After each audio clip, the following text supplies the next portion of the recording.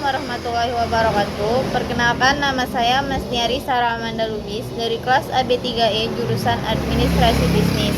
Di sini saya akan menjelaskan tentang perhitungan elastisitas silang. Sebelum saya menjelaskan elastisitas silang, ada baiknya kita mengetahui apa arti elastisitas itu sendiri dalam ilmu ekonomi. Dalam ilmu ekonomi, elastisitas adalah perbandingan perubahan proporsional suatu variabel terhadap variabel lainnya. Dengan kata lain, elastisitas dapat menunjukkan seberapa besar kepekaan atau reaksi konsumen terhadap perubahan harga dari suatu barang. Pengertian dari elastisitas silang adalah persentase perubahan jumlah barang yang diminta terhadap perubahan harga suatu barang lain yang mempunyai hubungan dengan barang tersebut. Dengan kata lain, elastisitas silang akan menunjukkan hubungan antara jumlah barang yang diminta dengan perubahan harga dari suatu barang lain yang mempunyai hubungan dengan barang tersebut. Hubungan antar barang. Dalam elastisitas silang terdapat 3 hubungan antar barang. Yang pertama adalah komplementer. Dikatakan komplementer jika hasil hitungan elastisitas silangnya menunjukkan nilai negatif. Itu artinya antara jumlah barang yang diminta terhadap barang yang mengalami kenaikan harga, mereka memiliki sifat yang saling melengkapi. Contohnya adalah gula dan kopi. Jika harga gula mengalami kenaikan, maka jumlah permintaan terhadap kopi akan cenderung menurun. Yang kedua adalah tidak saling berhubungan. Tidak saling berhubungan adalah dapat dikatakan tidak saling berhubungan jika perhitungan elastisitas silangnya adalah 0. Contohnya adalah beras dengan cabai. Jika beras mengalami kenaikan atau cabai mengalami kenaikan, itu sama sekali tidak mempengaruhi jumlah permintaan beras atau cabai. Substitutif. Yang ketiga adalah substitutif. Dapat dikatakan substitutif apabila hasil dari perhitungan elastisitas silangnya menunjukkan hasil yang positif. Contohnya cabai merah keriting dengan cabai rawit.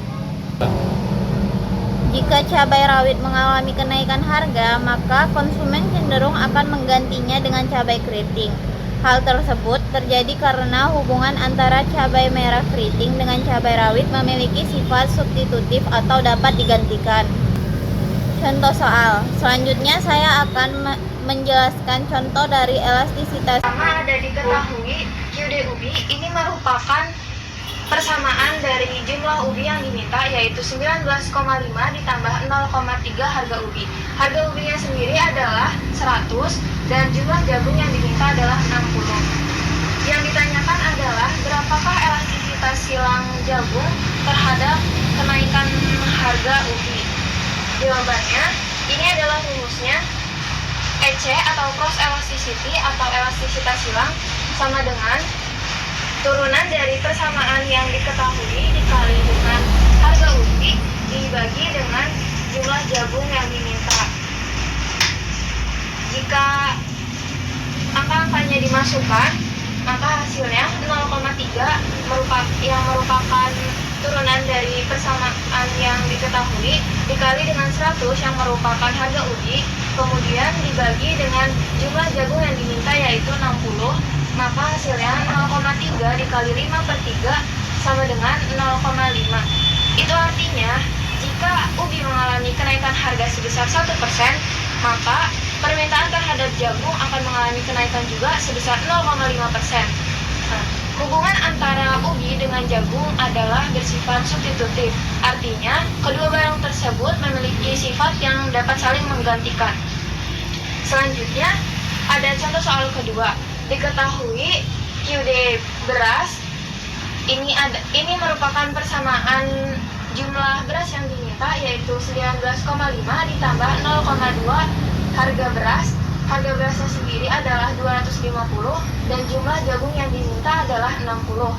Yang ditanya adalah berapakah elastisitas silang jagung terhadap perubahan harga beras.